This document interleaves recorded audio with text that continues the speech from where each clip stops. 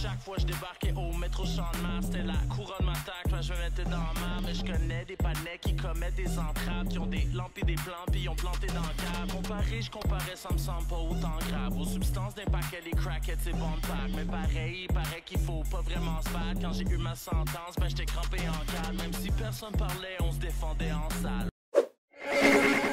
Aujourd'hui à Verso, on a la chance d'être en présence d'un rappeur, philosophe, un late night freestyler professionnel. On est avec Hosty One. Comment ça va? What up, what up, what up? Ça va bien? Merci de m'avoir invité. Ça fait plaisir, merci d'être venu. Bon, tu étais involved dans le déroulement de l'émission La fin des faibles, l'adaptation télévisée du End of the Week. J'ai envie qu'on backtrack un peu, parler du End of the Week. Qu'est-ce que c'est? Bon, je pense que le public, généralement, a quand même une petite idée de ce que c'est l'End of the Week, mais peut-être plus en profondeur, qu'est-ce que c'est cette bête qui est le End of the Week? Absolument. Donc, le End of the Week, c'est né à New York il y a 20 ans. En fait, c'est le 20e anniversaire cette année. C'est né au début, c'était en fait un open mic. Donc, End of the Week, c'était la fin de la semaine. Donc, ça marquait la temporalité de l'événement. Et puis, autour de ce open mic-là, il y a un des organisateurs qui s'appelle Vice Versus, Rest in Peace, qui a eu un concept dans sa tête de, écoute, on a tellement de styles de MC différents, puis là, on a toutes ces espèces de barbershop talk entre MC, de qui est le meilleur, qui que toi tu préfères, pourquoi, nanani, nanana, puis il s'est dit, ça serait bien de créer un système pour évaluer holistiquement tous les aspects du MCing. Donc, le End of the Week, c'est vraiment comme un système. Le système se décline en deux formes, les épreuves et la grille de jugement. Donc, au niveau des épreuves, comment ça fonctionne, c'est, tu as par exemple l'épreuve du texte libre. Ça va aller évaluer les MC de studio, ceux qui sont bons à la composition d'une chanson, ceux qui sont capables d'écrire un hook, écrire quelque chose de catchy, choisir un bon beat, créer une atmosphère. Après ça, tu as le a cappella. Là, tu vas aller chercher le MC qui est peut-être, tu sais, les battle rappers vont être bons dans cette épreuve-là parce qu'il y a toute cette espèce de le timing, la présence scénique, l'utilisation de l'espace avec son corps, tu sais, des choses que dans la cappella, il faut que tu mettes de l'avant parce que tu n'as pas le beat pour habiller ton texte. Et effectivement aussi juste au niveau de l'écriture.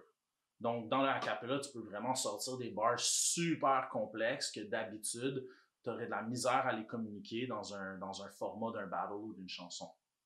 Après ça, tu as le MC versus DJ. Ça, ce qui est intéressant, dans la ligue New York, ils appellent ça le beat juggling. Ce qui est intéressant de cette épreuve-là, c'est vraiment de démontrer non seulement la rapidité d'adaptation du MC, donc c'est pour reprendre un peu le party MC. Tu sais, t'es dans un party, t'as le gars qui host la patente, puis t'as le DJ qui est en train de changer de beat. Ça, on est vraiment dans une logique très old school, là, le début du rap, là, de Get Down, puis cette période-là. Donc, cette capacité d'improviser, de hoster un party, de changer de vibe. Oups, là, c'est un beat reggae, là, tu vas faire un vibe reggae. Hop, là, c'est un beat boom bap, tu vas aller dans le boom bap. Oups, là, c'est un beat trap. Ça va aussi démontrer la flexibilité, la versatilité des MC. Le freestyle bag, qui, bon, je pense que pas obligé d'expliquer c'est quoi, c'est juste démontrer que tu es capable de freestyle. Et puis le cypher, et puis dans le cypher, tu as vraiment cette notion de collaborer avec d'autres humains, encore une fois, d'utiliser l'espace, d'utiliser son timing, de pouvoir préparer des punchs puis d'être très percutant. Donc, tu as vraiment toutes sortes de disciplines différentes. Fait qu'eux, dans leur tête, c'était, bon, ben là, on compare le meilleur MC du Queensbridge Project, c'est Nas, parce qu'il a battu Cormega dans le battle. Ben là, on parle du cypher, là. Tu vois ce que je veux dire? Ou après ça, ah non, le meilleur MC, c'est Jay-Z à cause de Reasonable Doubt. Là, on est en train de parler du texte écrit. Tu vois ce que je veux dire? Fait que chaque épreuve évalue des différents types de MC. La première partie du système, donc, c'est les épreuves. La deuxième partie du système, c'est les critères de jugement. Donc, on a les paroles, le flow, la créativité, le charisme, puis l'interaction avec la foule ou la présence scénique. Donc, c'est avec ces 5 critères-là qu'on peut voir, tu sais, si un MC qui est plus quelqu'un qui écrit des bars de fou, ou peut-être que c'est quelqu'un qui a juste du flow et du charisme et qui écrit un petit peu moins bien. Je peux donner un bon exemple comme Old Dirty Bastard. MC super légendaire, ses bars sont pas super bons, mais il pourrait venir au End of the Week puis gagner juste à cause de son charisme puis son flow. Tu peux avoir d'autres MC qui sont peut-être ils ont un peu moins de charisme, sont un petit peu plus awkward, mais c'est des bébites full intelligentes qui ont super gros de la créativité puis que leurs paroles sont super techniques. Ben, eux, ils peuvent gagner. Fait que t'as un peu de tous les aspects de ce qui fait un bon MC. Interaction avec la foule, évidemment, dans l'optique que le MCing, c'est une discipline de show, de spectacle, de party. Fait que t'as cet aspect-là, comment interagir là, avec la foule, comment faire des back and forth avec eux. Ça, c'est un petit peu plus old school dans la discipline, mais je crois que ça se rapplique de nos contextes aujourd'hui aussi. Le charisme, je pense, ben écoute, j'ai pas besoin trop d'expliquer, je pense que ça résume le concept. Mais l'idée, c'est vraiment ça, qu'on peut avoir différentes sortes de MC, puis il y a des MC qui sont meilleurs dans un contexte que d'autres. T'as le MC qui est le meilleur MC pour hoster un house party avec 300 personnes. T'as l'autre MC qui c'est le meilleur MC pour faire un hit radio, puis t'as l'autre MC qui c'est un freestyle master de coin de parc, whatever. Puis, ben, comment comparer cela avec le système du NWA? Wow. Donc, in a nutshell, c'est ça. Nice. Ben, merci pour toute cette explication ultra précise. Maintenant, si on amène tout ça à la télévision, c'est ce qui a été fait. Toi, tu as un peu joué le rôle d'orienter les rappeurs, les participants sur justement, j'imagine, c'est un speech que tu leur as donné, ce que tu viens de nous expliquer à nous. C'est exactement, ouais. C'est quoi qui t'a plus marqué dans ton expérience en tant qu'orientateur là, pour les rappeurs? Ben, ce qui était intéressant, c'est de pouvoir expliquer le concept aux gens, puis de pouvoir ouvrir cette espèce de dialogue que il n'y a pas une bonne façon d'évaluer un MC ou un rapper, il y en a plusieurs, puis voici un système qui va permettre d'évaluer ça, et puis d'un peu expliquer à chacun de ces MC-là qui ont participé, ben, comment ils peuvent valoriser leur force à travers ce système-là, de commencer à développer une réflexion stratégique. Puis moi, pour moi, c'est ça qui a été le plus grand payoff, parce que j'ai eu ces interactions avec là, j'ai vu le développement de leur réflexion, puis j'ai trouvé ça super intéressant de parce que c'est toutes des personnes incroyablement talentueuses et intelligentes, mais aussi parce que ça a un peu donné les outils, comment dire, les MC qui gagnent le End of the Week, on va voir, tu sais, Monkey a gagné 3 fois, Basics a gagné 2 ou 3 fois, il y a une raison pourquoi. C'est eux, ils ont gagné ici, sont allés au final mondial, puis là, au final mondial, ils voient toute cette réflexion stratégique-là, tous les meilleurs MC qui sont là dans la ligne depuis longtemps, puis quelle stratégie ils utilisent pour chaque jeu, comment ils vont le flip, comment ils vont créer un narratif à travers ces 5 jeux-là.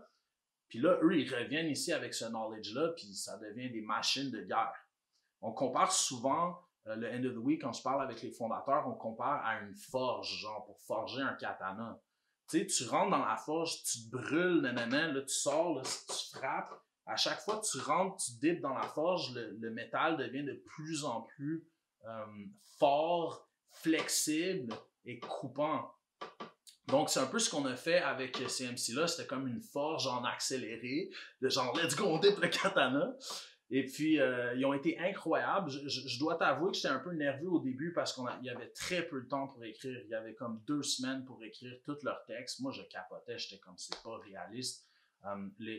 Malheureusement, le timing de cette émission-là, c'est une émission qui aurait dû être faite sur 1 an, mais qui a été faite sur 3 mois. Donc, le timing était vraiment, vraiment short. Et puis, pour moi, c'était ça. Pour revenir à ta question, ce qui a été le plus enrichissant, c'est de voir à quel point on pouvait rentrer ces katanas-là dans la forge puis que ça ressortait comme des armes de guerre. Et puis, on vraiment comme dead le shit, toute la gang. Et puis, je suis extrêmement fier d'avoir pu comme participer à ce déroulement-là. Donc, pour moi, c'était ça qui était le plus nice. Tu as mentionné que ça va être l'anniversaire des 20 ans du End of the Week. Et puis, pour l'occasion, la finale va se dérouler à New York, là où tout a commencé, avec des juges de partout dans le monde. Tu as déjà assisté à des finales mondiales du End of the Week. Est-ce que tu peux nous donner un peu de détails sur le déroulement de ces soirées-là, de ces grandes finales mondiales? Absolument. Ben, en fait, j'ai été juge à la finale 2016. Puis cette expérience-là m'a vraiment aidé aussi à comme expliquer et préparer le concept de la fin des faibles. Le déroulement, ben, premièrement, on a des pays de partout dans le monde. On a des pays qui ne parlent pas les mêmes langues que nous. Il y a une ligue en Chine, il y a une ligue en République tchèque. Après ça, il y a certaines ligues comme Ouganda ou Belgique. Tu sais, eux, ils vont parler en français, par exemple. Le UK, ils vont parler en anglais. Fait que tu sais, tu as quand même français et anglais qui se distinguent comme les langues majeures, mais après ça, tu as quelques chapitres satellites autour qui ne parlent pas les mêmes langues. Donc, la première chose, c'est que les juges, on va avoir des juges bilingues, on va toujours avoir des juges anglais, des juges français. On va essayer d'avoir un juge qui parle aussi, peut-être, mettons, anglais et chinois. C'est pas toujours faisable. Heureusement, le système End of the Week, comment c'est fait, comment je t'ai expliqué les 5 critères, les paroles, c'est juste un des 5 critères. Fait qu'on s'entend que charisme, flow, présence scénique, interaction avec la foule, je suis comme, même si la personne parle en tchèque, je suis comme capable, tu sais, je veux dire, les gens qui sont choisis pour être juges, c'est pas des deux de pique, là. Ouais. Surtout par rapport à l'interaction avec la foule, les MC, quand ils sont rendus en finale et qu'ils parlent pas la langue de l'endroit qui les accueille, ben, ils doivent... des fois, ils traduisent, là. Ben voilà, mais tu vois, ça, des fois, ça leur donne un avantage stratégique. Donc, on revient dans cette logique que c'est vraiment un jeu, c'est comme un sport stratégique. C'est comme nos échecs. Puis là, ben, la personne qui parle tchèque, s'il drop 3-4 barres en français parce qu'il s'est pratiqué un peu, gros avantage numérique pour lui pour aller chercher ses points de présence scénique. Fait que, ben, c'est un peu comme ça que ça se déroule au niveau de la gestion de l'événement. Après ça, il y a des trucs super intéressants, comme par exemple en 2016 à Montréal, on avait Vulgaire puis Big Zoo qui hostaient l'event bilinguement. Comme ils literally parlaient en même temps, mais genre avec les mics un peu mixés différemment, puis avec un petit délai, genre, c'est comme un dit I'd say my thing in English, puis après ça, l'autre dit son truc en français. Puis l'espèce de jonglage entre les deux, là, c'était tellement impeccable et légendaire. Je vous invite à aller le voir sur YouTube. La finale est là sur la page EOW Québec.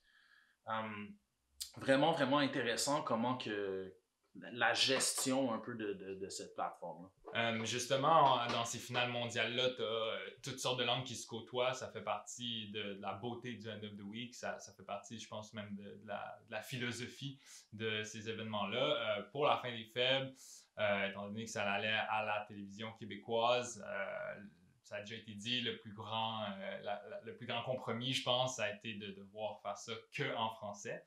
Effectivement. Est-ce que ça tente de te prononcer sur ça? Bien sûr, je veux dire, c'est vraiment dommage la situation. Tu sais, c'est comme la moitié du talent pool du End of the Week qui ne pouvait pas venir. Certains de nos préférés, juste à nous, à l'équipe interne, qui ne pouvaient pas venir.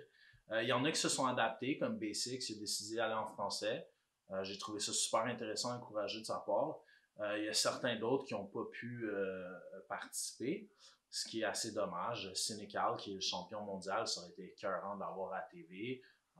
Malheureusement, il ne rappe pas en français. Serenity, c'en est un autre qui aurait été vraiment nice. Urban Logics, en tout cas, il y en a vraiment plusieurs. Ce que les gens, il faut qu'ils comprennent, c'est que quand l'équipe End of the Week a créé le concept avec Urbania puis l'a pitché au réseau télévisé, ça a été refusé par tous les réseaux initialement. Je pense que c'était un petit peu comment dire, c'était un peu comme un risque pour eux de mettre du rap à télé. Télé-Québec nous est revenu parce qu'il y a le mois de la francophonie qui est un événement comme institutionnel, fixe de promotion de la langue française. Puis dans le cadre du mois de la francophonie, il y a quelqu'un dans l'équipe de Télé-Québec qui a allumé que le rap, ça pourrait être une belle façon de mettre en valeur la langue. Donc, ils nous sont revenus en demandant, finalement, voulez-vous faire le concept pour le mois de la francophonie? évidemment, c'est la contrainte, elle est obvious, c'est que c'est pas le mot de l'anglophonie.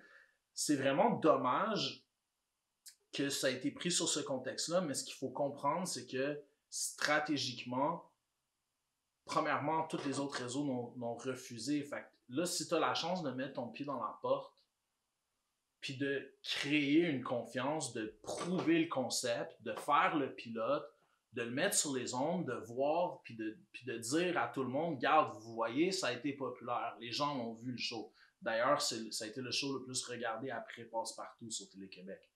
Tu sais, fait qu'ils ont pris un risque. Nous, on le sait, le monde dans la scène hip-hop, on le sait que ça marche, le rap, mais ces grands réseaux-là, ils ne le savent pas nécessairement tout le temps. Mais ils ont été assez courageux pour prendre ce risque-là avec nous, puis on est très reconnaissant que Télé-Québec a pris ce risque-là. Mais c'est ça. Quand il y a une opportunité, il faut la prendre. Malheureusement, ça venait avec un sacrifice, mais ça nous permet de nous préparer mieux pour les années prochaines, de mieux négocier sur les années prochaines, d'attirer de la visibilité, puis tous les autres events du End of the Week dans le futur vont être plus populaires à cause de ça. Donc, à un moment donné, si on veut du revenu pour que les MC fassent des bons cachets ou que les prix soient nice, à un moment donné, il faut que tu passes par là. Fait que, tu sais, c'est un pas de recul pour les Anglais pour cette année-ci, mais c'est 3 pas d'avance pour les années futures. Ça, je veux dire, c'est comme ça que ça fonctionne dans le business. T'sais. Ouais, puis ça va de soi qu'ils seront bienvenus aux événements réguliers End of the Week. Toujours. Plus que bienvenus. C'est fortement encouragé, là. Justement, il y a comme des discussions par rapport à qu'est-ce qu'on pourrait faire pour mettre en valeur les Anglais, vu qu'ils ont peut-être moins eu leur chance cette fois-ci. Donc, ça va de soi que c'est dans la philosophie au cœur de End of the Week que le rap, c'est vraiment pour tout le monde. C'est pour toutes les langues, c'est pour tous les genres, c'est pour tous les orientations et toutes les cultures. C'est universaliste. Je sais que tu n'es pas exactement dans l'organisation du End of the Week, tu m'as précisé que tu as été l'animateur, que tu es involved. Mais est-ce que ce serait possible de nous dire s'il y a des plans pour recommencer les événements sous une formule COVID-free? Où est-ce que vous en êtes dans cette réflexion-là? Il y a définitivement la seconde qu'on peut faire des événements, il va y avoir des événements. Là, présentement, ce qui est un peu dommage, c'est que tout l'écosystème culturel québécois est sur le respirateur. Là. Fait que les opportunités, il n'y en a pas vraiment. Mais End of the Week, c'est pas une émission de TV. C'est pas la fin des faibles. La fin des faibles, c'est la licence d'utilisation du concept, du système End of the Week que je t'ai expliqué tantôt, dans un format TV, mais c'est pas le End of the Week. Le End of the Week, ça va toujours rester un événement. Ça va toujours rester quelque chose qui est en live, qui est un show. Donc, hey man, on a-tu hâte de faire des shows? Ça va de soi. Puis, ben, c'est ça qui est cool de Fin des Faibles, c'est que maintenant, ça crée une vitrine, puis les shows vont juste être 1000 fois plus écœurants. Là. À venir, les prochains End of the Week, ça va être sa coche totale. Là. Mais parlant de ça, j'imagine que tu te réfléchis un peu sur comment est-ce que le public, en fait, le plus grand exposure qui a été amené sur le système du End of the Week adapté à la télé qui était la fin des faibles, comment rechannel ces personnes-là à des événements End of the Week, parce que j'ai l'impression que le lien n'a pas toujours été fait, tu sais, ça c'est peut-être une question de médias, etc. Est-ce que vous avez développé des stratégies pour essayer vraiment de faire ce lien-là? Ouais, absolument. Je veux dire, c'est super important qu'on puisse récupérer le buzz qui a été créé autour de cette émission-là pour remettre en valeur le End of the Week, non seulement Québec, mais le End of the Week, la Ligue mondiale, parce qu'on fait partie d'un réseau mondial et tout le monde doit shine ensemble, tu vois ce que je veux dire. Donc, effectivement, il y a des discussions, il y a des stratégies au niveau de ça, mais moi, je suis très confiant que dès qu'il y a des événements qui peuvent se faire, on va être dans des salles beaucoup plus grandes, avec beaucoup plus de crowd. C'est juste, ça va de soi. Il y a tellement de dieux qui ont été mis sur cette émission-là que le monde va triper. Puis je vous dis, pour ceux qui l'ont jamais vu en live, c'est 10 fois meilleur que le voir en TV parce que l'énergie, la charge, la charge charismatique de cet événement-là est incroyable. J'en témoigne. Ouais. Merci d'être venu à Verso aujourd'hui à ST1 pour répondre à nos questions. Ça fait plaisir. Puis au plaisir de se croiser dans un de ces prochains événements qu'on crave tant. Absolument, ou dans le quartier. Ou dans le quartier. On va pas dire on est où, par exemple. On va pas dire on est où. En restant sur l'avance, pédale dans Gadou, guette quelque part avant l'Armageddon. Oh ben gadon, c'est peut-être un pas long. L'humanité fait des drôles de moves, on se met la corde au cou, bien lentement, mais sûrement. C'est inévitable, mais t'inquiète, ça tombera sûrement sur les générations prochaines.